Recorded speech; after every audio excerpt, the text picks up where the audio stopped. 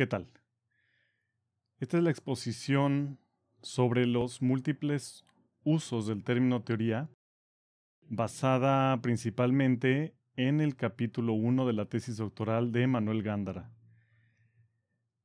Hay un detalle que no he mencionado antes en otras grabaciones y que me gustaría comentar ahora, que es precisamente el hecho de que la versión del uso de los términos teoría, la introducción del término abstracción explicativa, por ejemplo, la preferencia por un modelo basado en la experiencia directa, que no he dicho explícitamente que considere fenomenológico, aunque lo que sí puedo afirmar es que coincide con la premisa fenomenológica que uno puede leer en autores como Edmund Husserl.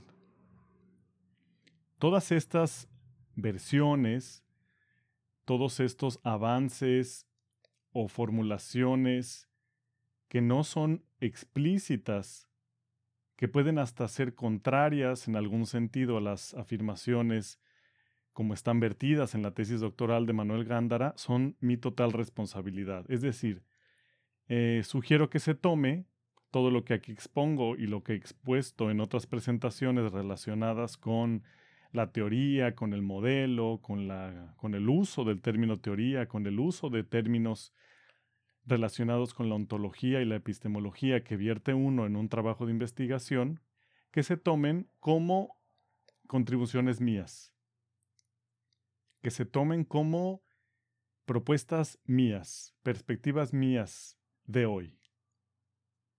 Mañana puedo cambiar si hago bien mi trabajo. Sin embargo, quiero reconocer el trabajo de Manuel Gándara porque él es el que en buena medida ha informado la terminología y los rumbos en las definiciones que estoy proponiendo aquí, y sin duda es la lectura fundamental para darle sentido a la presentación que aquí estoy haciendo junto con otros autores que tal vez mencione en su momento. Entonces, vamos a la presentación.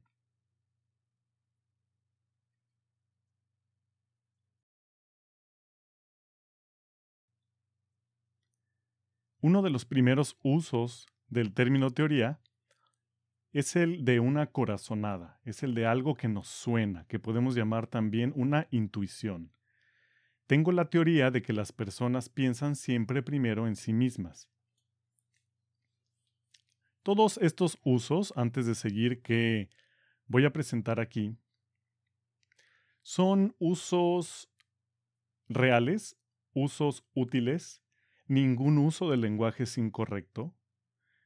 El lenguaje es producto del uso, por lo tanto sería contradictorio decir que el uso viola el lenguaje, desde mi punto de vista, claro. Todo uso es práctico, todo uso sirve a alguna función. Sin embargo, en el marco del discurso científico, tenemos que ser más específicos con respecto a los usos. Tenemos que llegar a una convención con respecto al uso de la terminología, porque como todo juego, y acuérdense que el adjetivo juego no lo estoy utilizando aquí de manera despectiva ni para demeritar en ningún sentido la seriedad de los proyectos científicos, sino para calificarlo como un entorno en donde los elementos y las reglas de cooperación, de interacción y de progreso deben estar claramente formuladas, o al menos ser explícito cada investigador en su intención de formularlas de esta u otra manera. Si las reglas están claras, todos podemos jugar. Otro elemento de la metáfora del juego, que creo que es fundamental para la ciencia, es precisamente el que haya equidad en el tablero científico.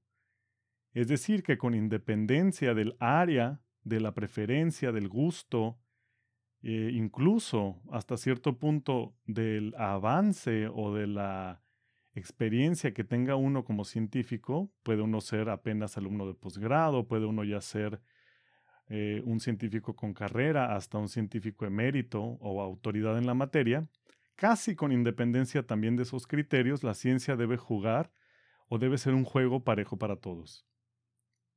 Estos usos, por lo tanto, no son usos equivocados, son usos coloquiales, son usos del lenguaje común, del lenguaje diario. Sin embargo, Hay que separarnos de ellos o aprender a discernir a qué le vamos a llamar teoría dentro del tablero de la ciencia, que acuérdense, si bien puede en algún sentido ser una representación de la realidad, no es en ninguna medida un reflejo o un calco de esta. Sigamos entonces con la presentación. Tengo la teoría de que las personas piensan siempre primero en sí mismas. Una corazonada. Creo que pueden pensar primero siempre en sí mismas. Supongo que en el mayor porcentaje de los casos, la gente piensa primero en sí misma. ¿Cómo reconocer el uso tipo corazonada del término teoría? Pues porque lo puedo sustituir por estas otras maneras de llamar a una intuición, de llamar a una suposición como creo, supongo, me da la impresión de que. Vayamos a la siguiente.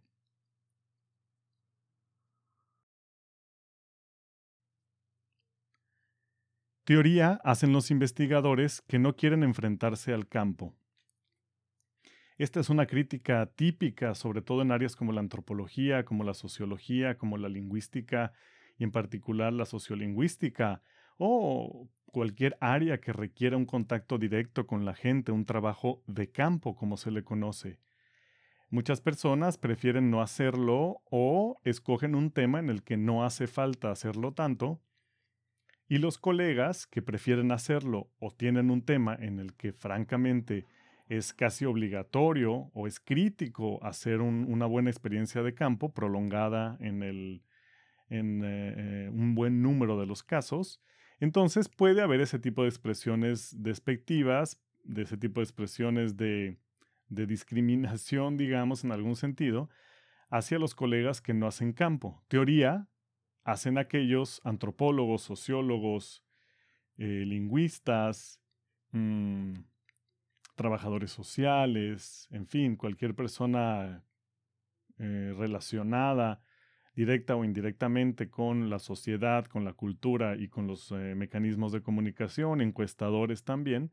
Teoría es lo que hacen aquellos de todos estos tipos de profesionales y investigadores que no quieren hacer campo. Es en ese sentido que se utiliza el término teoría en este caso, como la evasión del trabajo de campo, del trabajo de calle, del trabajo en la acción o con el contacto directo con la dinámica social de la que se trate. Este uso está en directa oposición al trabajo práctico. En teoría, estudiar el comportamiento social nos puede dar claves para mejorar la calidad de vida, una propuesta utópica o poco realista.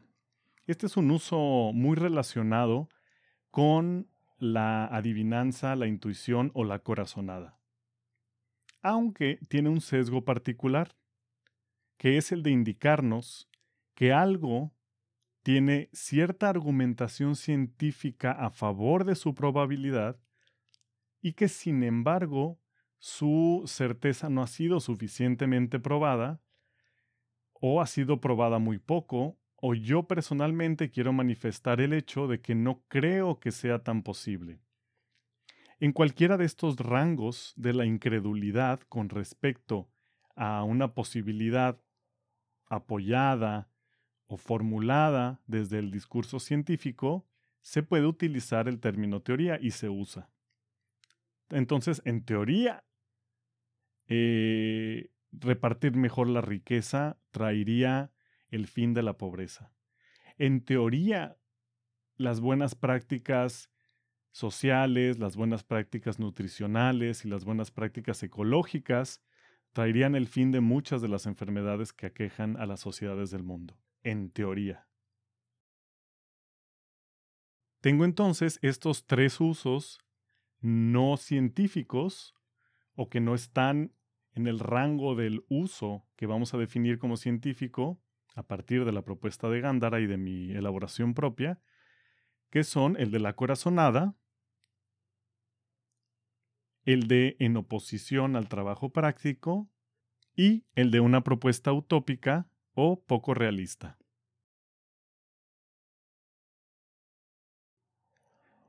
Vamos a ver que una parte muy importante de la exposición presente es el discernimiento entre la teoría y los datos, o lo que Gándara llama el pleito a dos esquinas. Hay que recordar que nuestro referente, digamos, más inmediato, más útil para comprender las dinámicas en las ideas y en los pensamientos que caracterizan a la historia reciente en la filosofía de la ciencia, es el neopositivismo. ¿Qué quiere decir que el neopositivismo sea un referente? Quiere decir que como en el fútbol, por ejemplo, aquí en el caso de México, el América es un referente de equipo odiado, vilipendiado, preferido por quienes están buscando irle al ganador, el equipo fácil como las Chivas, como también, digamos, el PRI como partido político es un referente de corrupción, de autoritarismo, de malas prácticas políticas. Entonces, el neopositivismo es un referente en este mismo sentido, un sentido, digamos, relativamente negativo. El neopositivismo es aquella disciplina que trató o trata todavía de normar las prácticas científicas de acuerdo con creencias que son viejas, creencias que si bien están en la tradición del pensamiento occidental, pues son caducas de acuerdo con la evidencia científica más actual. En adelante voy a especificar a qué me refiero con neopositivismo, pero fundamentalmente estamos hablando del también conocido como empirismo lógico. Es la tesis de que solo es dato o solo es ciencia aquello que es observable, de ahí empírico, que está en la experiencia, con lo cual yo no estaría necesariamente en desacuerdo. Sin embargo, el neopositivismo extiende las capacidades de este marco empirista a lo lógico. Es un empirismo lógico. Dado que cuestiones tan importantes para la ciencia como la gravedad no son observables, entonces una serie de científicos que querían separarse del discurso religioso formularon el área de datos científicamente válidos, el área de argumentos científicos bien formulados o reales o verdaderamente científicos según sus criterios, la formularon tal que incluía no solo a la experiencia, sino también aquello que pueda ser caracterizable mediante un lenguaje formal, como matemático, lógico o formal en otro sentido, como la lógica simbólica, por ejemplo, y algunos otros metalenguajes.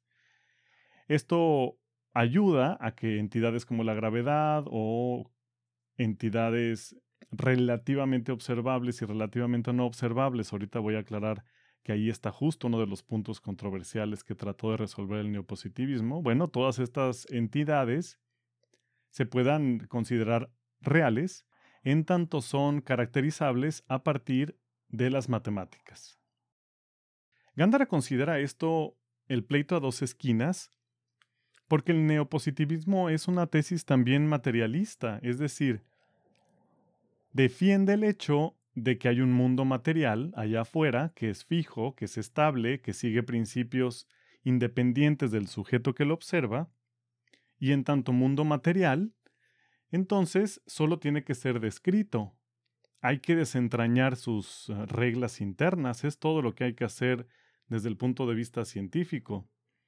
Averiguar cómo funciona y por qué funciona así y como aplicación práctica, pues manipularlo para que funcione a nuestro favor. Entonces, una esquina sería la del mundo, la de los datos pensados en términos realistas, en términos de que es dato la experiencia que tiene uno con el mundo, y no la experiencia subjetiva, ojo, la experiencia que tiene uno con las magnitudes de la materia. Es decir, lo que uno ve no es el mundo, lo que uno ve es la interpretación subjetiva del mundo, según los neopositivistas, porque los colores, las formas, las dimensiones físicas, las texturas, toda la experiencia subjetiva en suma, es producto del sujeto, es producto de la interacción. ¿Cuántas veces no hemos escuchado que dicen que los colores no existen, que en realidad no hay colores? Eso es según el materialismo, que no puede atribuir propiedades a las cosas, puesto que las propiedades están siendo producidas por el sujeto, y eso implicaría una revoltura, por decirlo de manera muy coloquial, entre la experiencia subjetiva y la objetiva. Para separar al mundo subjetivo del mundo real, entonces proponen que el mundo real está hecho de magnitudes matemáticas, propiedades de la materia, como la masa, la carga y el spin. Por el otro lado, en la otra esquina, estaría la teoría, a la que hemos caracterizado como un conjunto articulado de abstracciones explicativas, esto en el video que es un modelo, que trata de explicar precisamente o caracterizar o dar un argumento representativo o que articule las razones y las reglas profundas, por llamarle de alguna manera, que pueden ayudarnos a entender cómo funciona el fenómeno dado, más allá de lo que es observable. Por eso es una abstracción. La medida en la que la teoría es exitosa o no, según el neopositivismo, según estas visiones a dos esquinas, dependerá de que los datos observables se comporten según la teoría. ¿Cuál es el problema? El problema es que si en cualquier medida nos alejamos de este dogma sobre la existencia del mundo material, entonces los datos empiezan a dejar de tener ese objetivismo puro al que el neopositivismo aspiró, y por lo tanto están influidos de teoría en sí mismos, y por lo tanto no se pueden pelear con la teoría que los tiñe, que los crea, que los formula, que les da existencia, dependiendo de qué tan subjetivista sea nuestra versión del modelo. Entonces, ¿qué es dato? Si yo pienso en el dato desde el punto de vista del neopositivismo, entonces mi dato es igual a las propiedades abstractas de la materia, como he mencionado, la masa, la carga o el spin, y otras propiedades derivadas como la temperatura, es decir, todas aquellas cosas que son magnitudes, que son expresables en términos numéricos. ¿Por qué? Porque si son expresables en términos numéricos, no son subjetivas. Tienen algo que es concreto, tienen algo que es fijo y que es independiente a la experiencia directa, a la experiencia que el individuo juzga, que procesa desde sus órganos de la percepción y que interpreta desde su aparato cognitivo, ya sea que crea que está o no en el cerebro.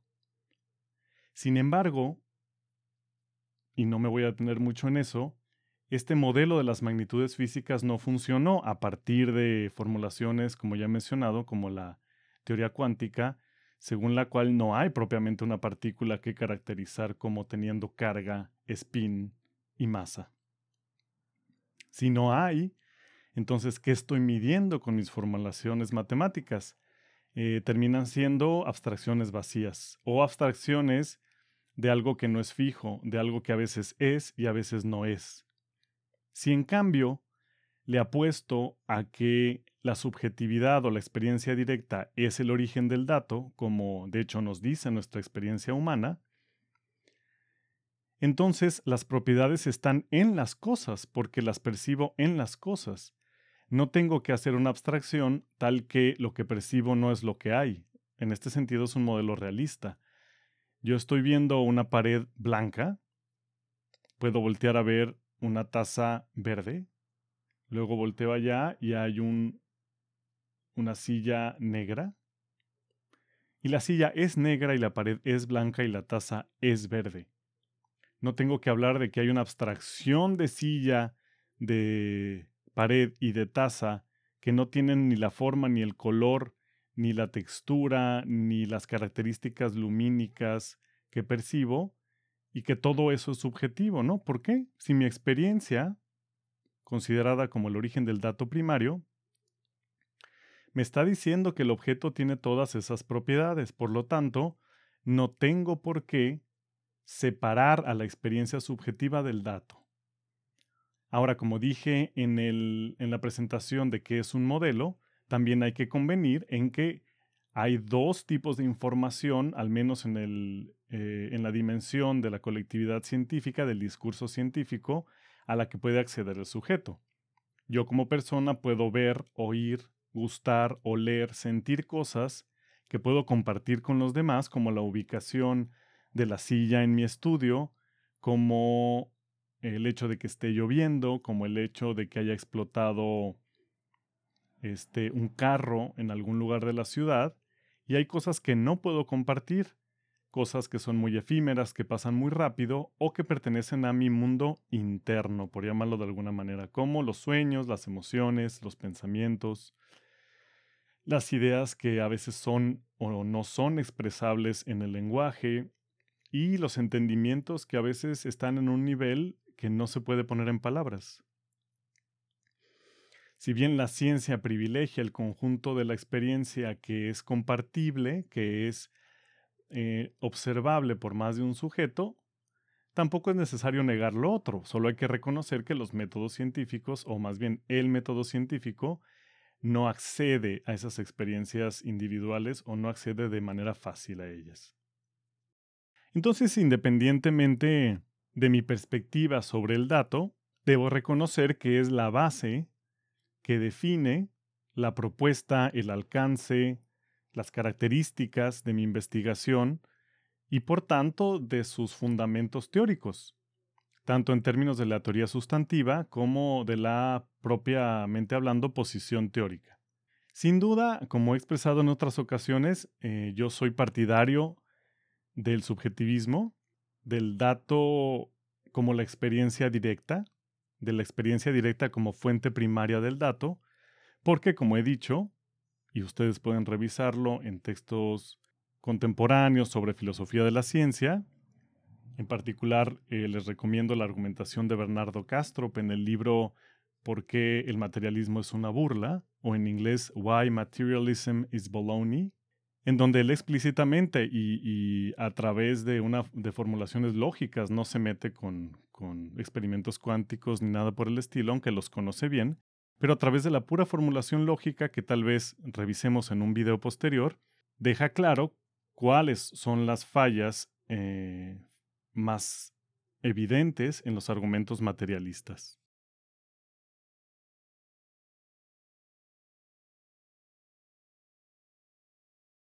Hay que recordar entonces que los neopositivistas estaban peleando con algo muy concreto. Entre otras cosas, querían poder explicar las entidades de la realidad que no son observables y al mismo tiempo diferenciarse de la religión. Por ejemplo, si yo digo que la gravedad la conozco, no la veo, no la puedo tocar, no la puedo medir, pero la conozco por sus efectos, cuando veo caer algo al suelo, cuando explico la atracción que hay entre dos cuerpos tales como los planetas, la atracción que ejerce el Sol, por ejemplo, y que mantiene la coherencia y la integridad de las órbitas del sistema solar, entonces, ¿qué diferencia ese argumento científico del argumento religioso de que a Dios se le conoce por sus obras? Desde el punto de vista del empirismo lógico, la solución ahí es proponer que la gravedad es una fuerza que es caracterizable matemáticamente, mientras que Dios, como fuerza creadora, no es caracterizable matemáticamente. De ahí que conozcamos algunos intentos de formular a Dios desde una lógica matemática. Si esa es la intención del neopositivismo, entonces ¿por qué no reconocer nada más que la religión y la ciencia son distintos juegos con distintas reglas? ¿Por qué pelearse por la realidad? Desde un punto de vista subjetivista, o vamos a llamarle de la experiencia directa, en donde las cosas tienen propiedades, porque así las percibimos, en donde tenemos que reconocer que tenemos, por un lado, datos que se pueden compartir y datos que no, y ambos son igual de válidos. ¿Por qué no reconocer que la ciencia es un aparcelamiento lúdico, un aparcelamiento colectivo, un aparcelamiento, creativo de la realidad, y la religión es otro? ¿Por qué pelearse por una realidad? Bueno, la única razón es si estoy convencido de que hay una sola realidad y es una realidad fija y objetiva en el sentido de que es la misma para todos. Acuérdense que también en el video sobre qué es un modelo revisábamos que desde este punto de vista que yo propongo y que proviene, claro, se informa de las mismas afirmaciones de Gándara, de Tom Campbell, de Bernardo Castro y de otros pensadores contemporáneos, y por supuesto incluyendo a toda la banda de la teoría cuántica y sus experimentos sobre la doble ranura, The Double Slit Experiment. Desde esta perspectiva que estoy proponiendo, no hay ningún problema con afirmar que la experiencia subjetiva es una realidad en sí y que por lo tanto no tenemos que esgrimir ese pleito sobre quién tiene la verdad. Mientras uno tenga una experiencia directa, eso es suficientemente verdadero. Sin embargo, tenemos que reconocer que hay cosas que podemos compartir y cosas que no, por un lado, del lado de la ciencia, y del lado de la religión. Estamos hablando más bien del respeto a las realidades individuales. Si mi realidad individual comulga con el discurso religioso en turno, tengo la libertad de tomarlo como un discurso propio, a hacerme miembro de ese grupo religioso si su discurso coincide con mi propia perspectiva o siento que me informa sobre mis posibilidades de crecimiento personal, y ya, no hay ningún problema. Tanto los sueños como las emociones, como las visiones, como las intuiciones, pueden ser verdaderos datos de la experiencia subjetiva y no solo alucinaciones, creencias o imaginaciones forzadas.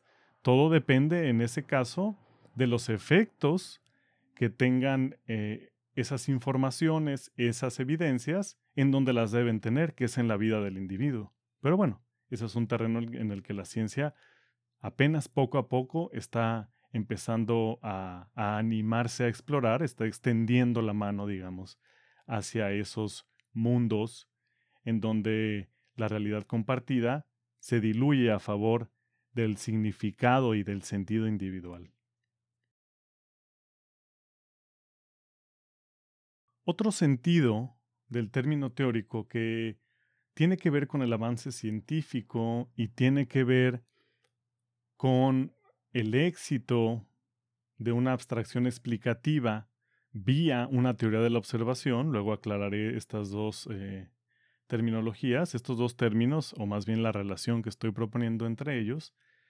Es el uso del término teórico como algo abstracto, como una tentativa explicativa. De ahí que teoría la estemos caracterizando como la articulación de una serie de abstracciones explicativas. El átomo, por ejemplo, es una entidad teórica, en tanto es una entidad abstracta, en tanto es una abstracción explicativa, es decir, los átomos no son una experiencia directa, los átomos no son observables. Son una entidad teórica que trata de explicar las características de la partícula fundamental de aquello que se llamaba materia, de aquello que se consideraba, digamos, la sustancia de la realidad, que desde mi punto de vista y desde los puntos de vista que yo comparto y que articulo en mi visión sobre qué es dato, qué es ciencia y qué es realidad, pues no se trata más que de una representación metafórica, porque no hay, digamos, materia sino experiencia subjetiva, que sin duda debe de funcionar de alguna manera y debe tener reglas internas, pero que no tiene que tener ninguna partícula fija más allá del bit como unidad informativa. En suma, sin embargo, lo que importa de esta reflexión no es tanto que yo encuentre un paréntesis para argumentar en contra del materialismo, sino que reconozcamos que el término teórico se usó para las bacterias antes de que fueran atestiguadas a través del microscopio,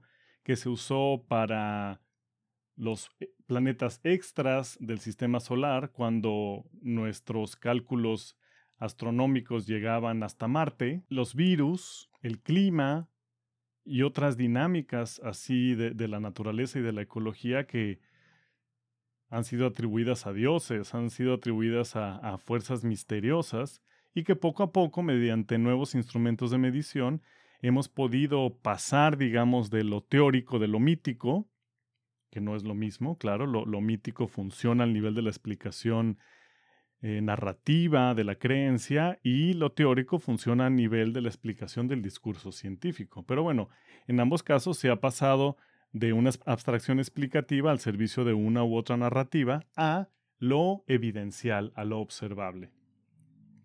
Ahora, ¿cómo hemos hecho observables estas entidades? Las hemos hecho observables a través de aparatos, por ejemplo, el microscopio para las bacterias. ¿Por qué estamos tan seguros que el microscopio nos muestra una realidad?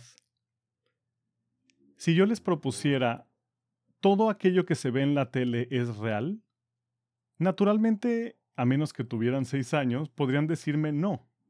O tuvieran algún pensamiento de una cultura distinta, cuya experiencia con la tele es muy reciente, o tuvieran una característica cognitiva distinta.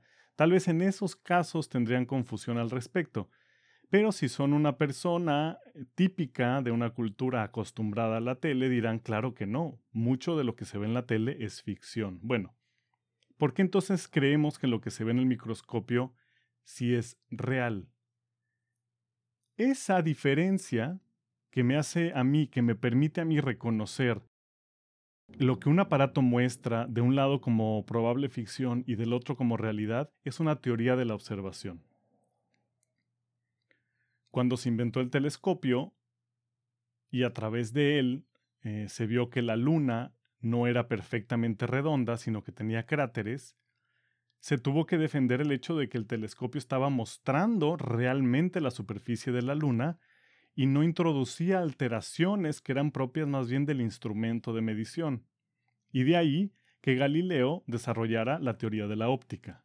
La teoría de la óptica fue, originalmente, una teoría de la observación, una teoría que explicaba matemáticamente cómo aquello que se veía a través del telescopio era un reflejo, un calco preciso de aquello que se estaba observando. Pero bueno, ya me adelanté. Sigamos con la presentación.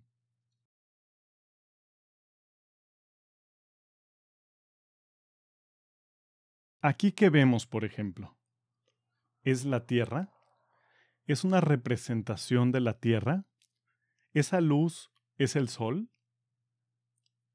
Podemos llamar a esa luz el Sol solo porque reconocemos o llamamos a esa curva azul con esas manchas debajo como una representación del planeta Tierra. Bueno, todas estas etiquetas, estas convenciones, estas costumbres de interpretación de una imagen, en este caso, son teorías de la observación o son conatos de teorías de la observación. ¿Por qué podemos afirmar que esos puntitos blancos arriba de la curva azul son estrellas? Cuando en realidad no, son puntitos blancos. Las estrellas se definen como puntitos blancos en el firmamento o se definen como cuerpos gaseosos combustionando a millones de años luz. Todas esas reflexiones son relevantes para la ciencia, no hacen falta en el día a día o no necesariamente. No son críticas para podernos comunicar y funcionar en nuestro día a día. Son críticas, sin embargo, para poder reconocer qué es dato y qué es teoría de la observación. ¿Qué estamos llamando como sol, como tierra, como estrella y en qué nivel lo estamos llamando así? Esta reflexión que desbroza los detalles de las definiciones y de los usos de los términos es fundamental para podernos empoderar de nuestro discurso científico y también de nuestra creatividad en las explicaciones, en las abstracciones explicativas y en la formulación de los datos. Recordemos entonces que Gándara propone 5 niveles más, de hecho, pero aquí estoy resumiendo 5, en cuanto a la formulación de los enunciados ontológicos y epistemológicos que dan sustento a mi investigación. Por un lado está la posición teórica, que son los enunciados que me dicen qué es el objeto de estudio y cómo lo conozco, es decir, los enunciados ontológicos y epistemológicos. Después está la teoría sustantiva, que es la formulación que yo hago para explicar los datos y la interpretación que propongo sobre esos datos.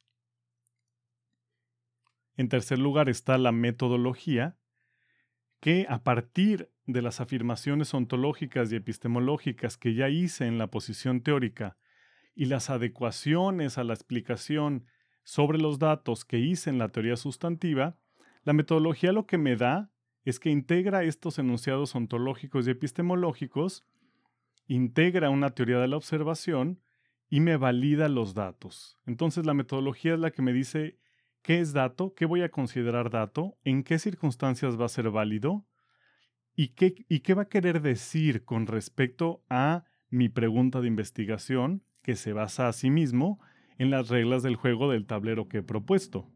Es decir, los enunciados sobre qué es y cómo se conoce mi objeto de estudio y en qué circunstancias se le puede conocer.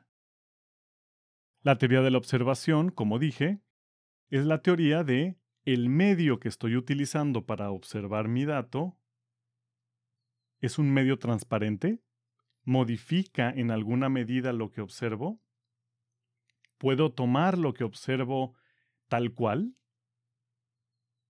qué parte de lo que observo está representando el fenómeno que elegí para estudiar, qué parte de mi objeto de estudio es observable, en qué sentido es observable mi objeto de estudio. Puedo no estar propiamente utilizando un aparato, porque en ciencias sociales y en humanidades y en otras ciencias blandas, no siempre estamos midiendo cosas. A lo mucho echamos mano de alguna estadística, de algún instrumento de medición básico, pero no estamos realmente formulando magnitudes físicas todo el tiempo. Por lo tanto, las teorías de la observación en nuestras áreas están mucho más centradas en la reflexión sobre la observación subjetiva, sobre, por ejemplo, el conteo de unidades, sobre la representatividad estadística de esas unidades que he contado, sobre la representatividad estadística del corpus de respuestas de una encuesta que he obtenido, por ejemplo.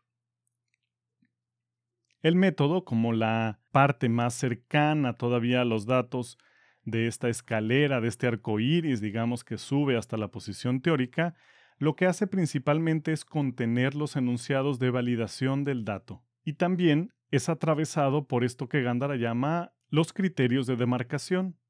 Es decir, estos criterios que me separan lo que es dato utilizable según mi perspectiva investigativa y aquello que no lo es. El criterio de demarcación es fundamentalmente lo que distingue lo subjetivo que no voy a usar por principios metodológicos porque lo considero una creencia, porque lo considero una opinión y yo quiero hechos, porque lo considero prejuicioso y yo quiero observaciones no tan sesgadas, etcétera, etcétera, etcétera.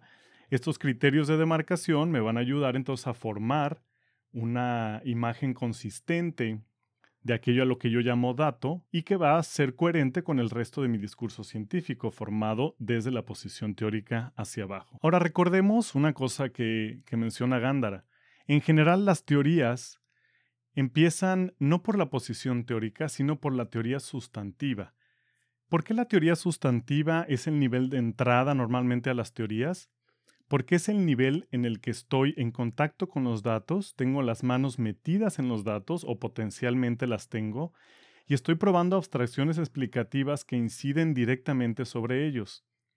No estoy en los altos vuelos del ser y de cómo se conoce el ser y esas cosas. Acuérdense, el ser del objeto de estudio, no el ser en general o no necesariamente, sino que estoy en los datos, en la observación, en la ocurrencia que parte de alguna lectura de un artículo científico, en la curiosidad que me ha alimentado la lectura de un libro o porque vi un documental científico.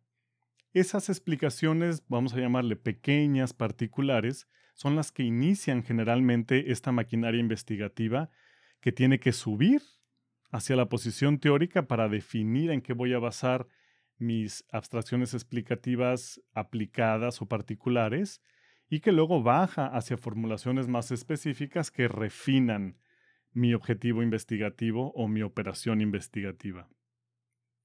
También recuerden que la coherencia entre estos niveles al menos no es un juego de cartas, no es algo que cueste mucho trabajo ni que necesariamente se vuelva un malabarismo, sino que generalmente viene heredado por una tradición académica. La manera, las rutinas de trabajo, la manera de hacer las cosas que me enseñan en el marco de un posgrado, de una institución, vienen ya con una articulación de este tipo. Eso no quiere decir que no tengamos que ser cuidadosos a la hora de juzgar si la articulación de estas partes está realmente bien hecha o es una herencia fallida, es decir, es algo que se ha pasado de mano en mano y que tiene fallas de origen. Los niveles de la teoría son relativos a la formulación del objeto de estudio.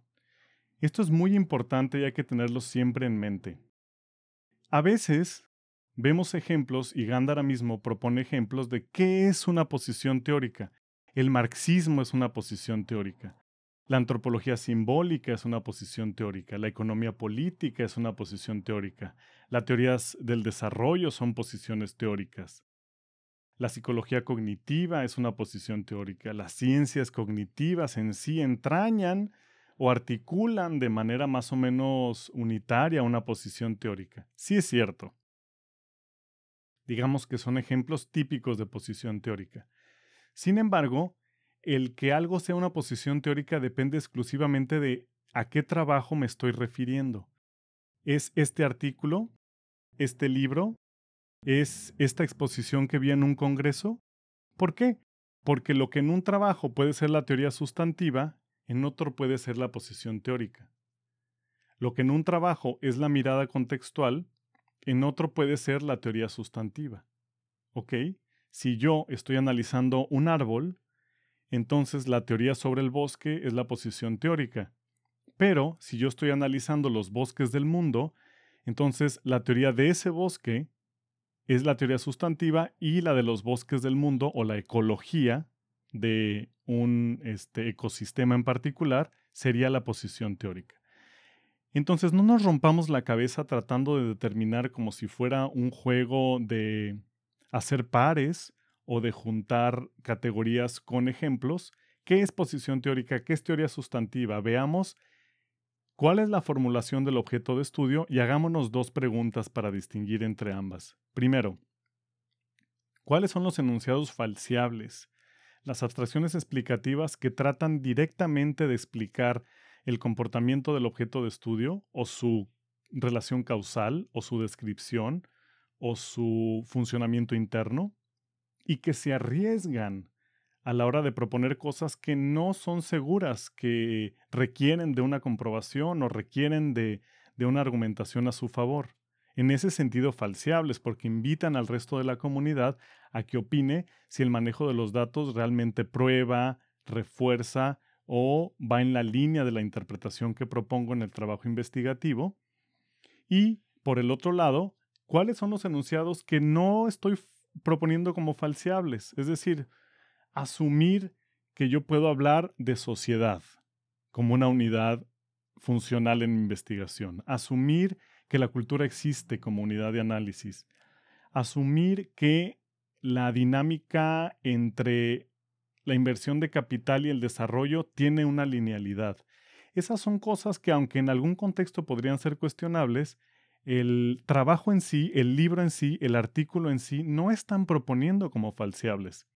Están proponiendo como base, como enunciados básicos, recordemos, del ser del objeto de estudio y del cómo se conoce, es decir, lo ontológico y lo epistemológico. Otros términos utilizados por Gándara son el de teoría ejemplar, el de área temática y el de área técnica. Una teoría ejemplar es simplemente una teoría que se ha vuelto famosa, que se ha vuelto distintiva de una posición teórica en particular, o también de un área temática en particular. Por ejemplo, la teoría de la lucha de clases es una teoría ejemplar del marxismo. La teoría de la clonación es una teoría ejemplar de la genética. La teoría sobre la doble identidad de la partícula como partícula y onda es una explicación o una abstracción explicativa que es ejemplar de la teoría cuántica. Pero en general se les puede caracterizar también como teorías sustantivas o teorías sustantivas ejemplares. Las áreas temáticas son estas áreas que están detrás de una etiqueta que aparentemente identifica a una posición teórica, pero que en realidad son conjuntos de posiciones teóricas que se unen en torno a un tema. ¿Cómo puede uno reconocer eso? Un ejemplo de esto serían los estudios de género, los estudios sobre violencia, la antropología de la violencia, la antropología de la migración, los estudios sobre interacción comunicativa. ¿Por qué son un área temática y no son una teoría sustantiva ni una posición teórica? Porque dentro de esta área, porque dentro de esta etiqueta, o en los eventos que se identifican con una etiqueta como estas, hay varias posiciones teóricas, es decir, hay una visión marxista sobre el género, hay una visión estructuralista sobre el género o postestructuralista, hay una visión discursiva del análisis del discurso crítico sobre el género. Entonces, si yo identifico que dentro de una aparente posición teórica no hay un consenso en cuanto a los enunciados de la realidad del fenómeno de estudio, sino que hay, a veces se dice, distintas perspectivas, muy probablemente esté ante un área temática y no ante una posición teórica ni una teoría sustantiva. En tercer lugar, tengo las áreas técnicas, que como su nombre lo dice, se caracterizan por aplicar una técnica para la organización y obtención de los datos. Por ejemplo, la etnografía, si no tiene una reflexión teórica, es solo un área técnica. La etnografía puede transitar de ser una posición teórica, una teoría sustantiva, a ser un área técnica, dependiendo de en qué nivel esté la reflexión de mi trabajo. Por eso insisto, cada uno de los nombres o el reconocimiento de estos distintos niveles que integran la macroestructura de un trabajo de investigación dependen totalmente del trabajo en sí. Si yo presento la etnografía nada más como una técnica de recolección y organización de datos, entonces es un área técnica. Lo etnográfico es un área técnica desde el punto de vista de ese trabajo. Pero si hago una reflexión sobre cómo la etnografía depende de una teoría de la observación para obtener el dato, y en particular en mi trabajo se vuelve una aplicación adecuada a las intenciones de análisis del objeto de estudio, es decir, es parte de mi objetivo central, entonces tal vez constituya la teoría sustantiva o hasta la posición teórica. Si, por ejemplo, estoy haciendo etnografía de la comunicación, que es un método particular, que tiene una metodología particular, puede no ser ni siquiera una teoría sustantiva, sino un método. El marco teórico tal vez de ese método llamado etnografía de la comunicación, o como los análisis en microsociología de interacción comunicativa, sería tal vez una etnografía como una posición teórica. Todo dependiendo, insisto, de el ojo, el aumento, el zoom con el que vea mi objeto de estudio y con el que caracterice mis abstracciones explicativas. Entonces, con respecto al criterio de las dos esquinas, yo propondría, como lo hace Gándara, que es al menos un pleito a tres esquinas. Es decir, una teoría se enfrenta contra otra teoría y tratan de demostrar cuál es mejor para explicar los datos. Sin embargo, aquí hay una reflexión que habría que hacer, desde mi punto de vista. Si estamos ya muy alejados de la suposición neopositivista de que lo único válido en la ciencia es aquello de la experiencia directa, definida como la experiencia directa de lo material, o aquellas entidades que sean explicables mediante una lógica formal, como la matemática, y ya no estamos en esas, digamos, entonces estamos en un terreno en el que, dependiendo de qué tan cerca nos movamos de esta propuesta subjetivista de la que yo parto sobre que la experiencia del sujeto es el único dato verdadero, incluyendo aquello que no es compartido por todos, entonces el dato, debemos reconocer, es en alguna medida creado por la posición teórica, es en alguna medida creado por la definición de mi objeto de estudio. Uno, porque la experiencia directa es parcial con respecto a los fenómenos, porque nunca tenemos toda la información sobre algo, porque las miradas de los demás pueden ser útiles o son siempre útiles y complementarias a mi comprensión de los fenómenos. Por lo tanto, mi corte del objeto de estudio siempre será parcial.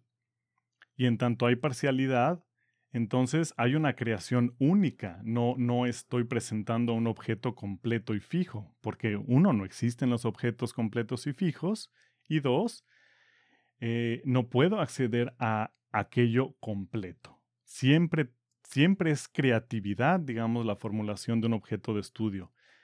Cabe aclarar y recordar, como he revisado también en la presentación de qué es un modelo, que propiamente hablando, los objetos de la ciencia no son objetos de la realidad en realidad. Son objetos creados desde las premisas científicas, desde las premisas teóricas, que sirven para representar en alguna medida dinámicas reales, dinámicas de la experiencia directa, compartida o individual. Por lo tanto, diría yo, es en realidad un pleito conservando esta idea de dos teorías que se pelean entre sí, es en realidad un pleito a cuatro esquinas, es decir, la teoría 1 y su conjunto de datos y la teoría 2 y su conjunto de datos, cada una tratando de probar que es más coherente tanto con respecto a la validación de sus datos y a la relación que estos datos tienen con la experiencia directa, como con respecto a las abstracciones explicativas, su economía y su eficiencia para explicar los datos. Espero que esta revisión les haya servido. Dejen sus preguntas en los comentarios, comuníquense conmigo y puedo hacer un video en donde aclare sus dudas para compartirlos con todos. Sé que es mucho que abarcar en un solo video y sobre todo, pues no estando en interacción con ustedes como para poder detenerme en donde he ido muy rápido o aclarar algo que tal vez he explicado muy por encimita, pero pues este es un material que podemos utilizar como entrada, como provocador para iniciar este diálogo en el que podemos crear desde nuevo material hasta condiciones para interactuar en una dinámica tipo preguntas y respuestas. Entonces, por mi parte es todo y nos vemos muy pronto. Hasta luego.